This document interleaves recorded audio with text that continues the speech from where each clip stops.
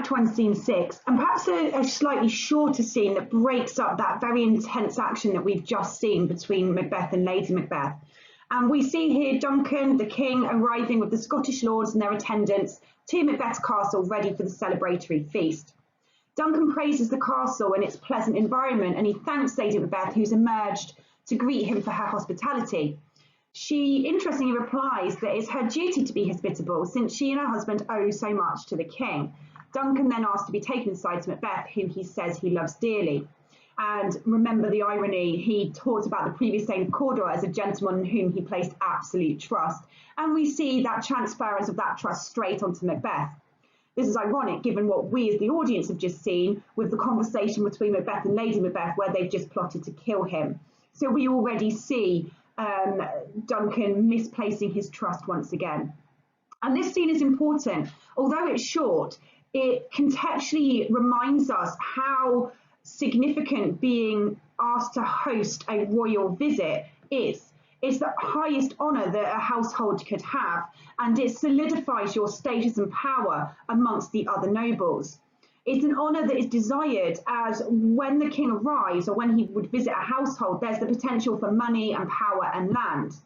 However, there are very, very strict protocols for housing a royal party. There's feasting, entertainment, copious amounts of alcohol, of course, are an absolute must.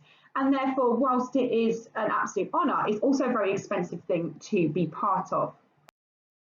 Looking more closely at this section of text then, we can see the beautiful environment this castle is situated in.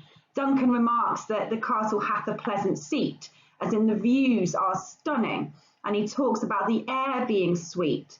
And Banquo agrees. If we look at the next purple quotes, where he says, the heaven's breath smells wooingly here, and the air is delicate. And so both Banquo and Duncan are noting how heaven-like this castle is. Banquo, and look at the quotes in green here, talks about the birds that are there. The temple-haunting martlet, the martin bird, makes its nest there and creates life.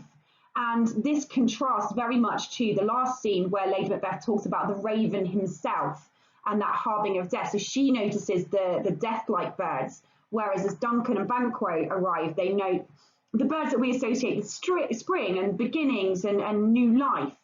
And so it's quite an interesting juxtaposition to what we've already seen. But certainly Duncan and Banquo at this point in the play are seeing the castle as heaven-like. Very, very important, because very quickly we're going to see the castle portrayed in a very different way. Lady Macbeth enters onto the stage to greet the king and his attendants and the other Scottish nobility. And Duncan remarks that she is an honoured hostess. He calls her, again, fair and noble hostess.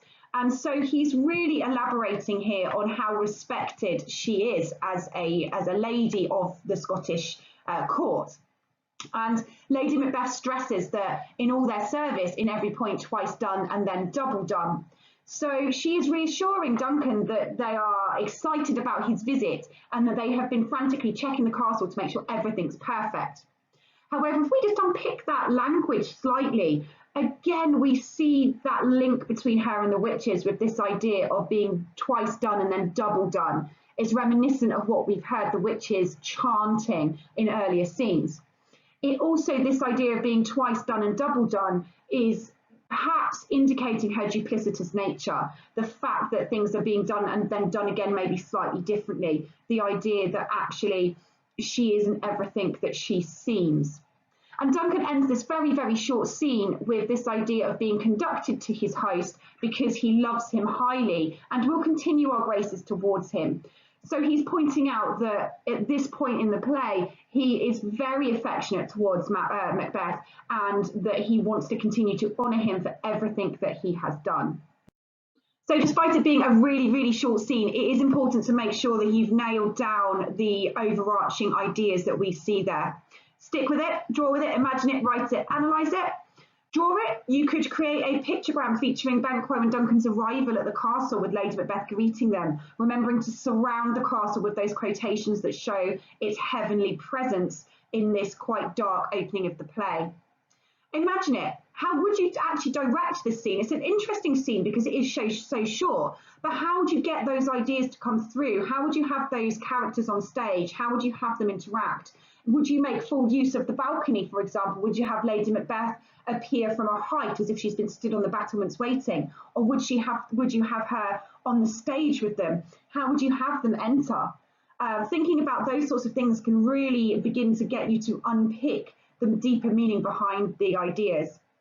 You could write it and perhaps flip it on its head. So imagine your Banquo. You've been with Macbeth in battle. You've been with Macbeth while he has heard the prophecies. You've had your own prophecies. We know that Macbeth wrote to Lady Macbeth because we see her reading the letter. Perhaps maybe Banquo has decided to write a letter to his wife. How would that read? Would it be similar to or different from the letter that Macbeth has clearly written? You know, what does he feel about arriving there? How does he feel about Macbeth at this point in the play? I think there's some really interesting ideas that you could unpick if you look at the first 5 scenes from Banquo's point of view. Remember to only include detail that he would know. He wouldn't know any of the conversation from Act 1, Scene 5, so you'd have to find a way to avoid that. Or again, analyse it, a nice little mini essays, probably actually only maybe 1 or 2 paragraphs this time, with how does Shakespeare present Macbeth, the Macbeth Castle as an inviting place, drawing out those ideas of the language used to describe it as a place of life and of birth and of heaven-like qualities.